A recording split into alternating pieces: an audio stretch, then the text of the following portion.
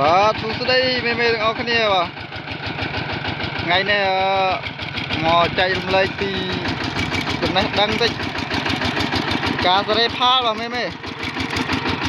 មេទៅការបើថាដីបាក់ជូរនេះសេរីផលតាមខ្ញុំមេនេះ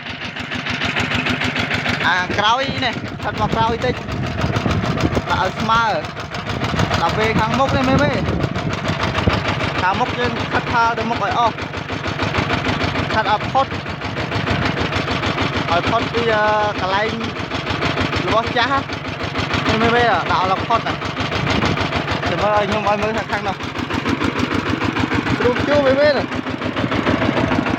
ហើយនេះដីកន្លះហាត់ជួមកផ្លែនតែថាដីវាលាក់ពេករៀងពិបាកជួ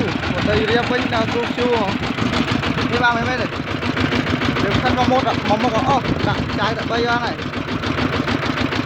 ហើយចឹងទៅវាខាងនោះវាខាត់មកមុខស៊ីដីអស់ទៀតស៊ីដីអាខាងឯគីឡូនេះមេឯជើងនេះស៊ីដីអស់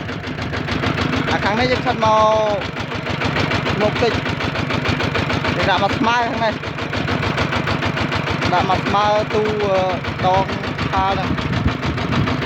បាទខាងមុខនេះមើលដាក់វាមកផុតដល់ខាងមុខនេះខាងនេះដួលចាយខាងនេះដួលពីដងផាលនេះជួមើល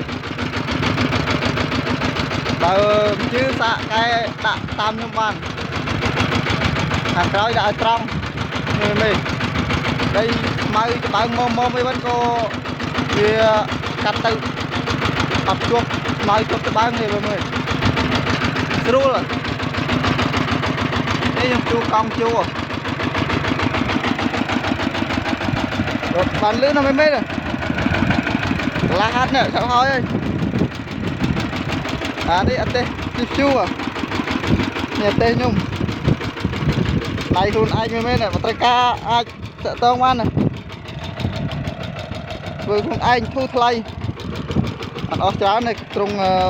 200000ជាងធ្វើខ្លួនឯងមេនេះដាក់ជាមួយនឹងខាលអាផ្ទះរបស់ខ្ញុំជ្រូកជួមេចាំទស្សនាមើលខ្ញុំជួទាំងអស់គ្នាបាទតែដីហុយប៉ុណ្ណា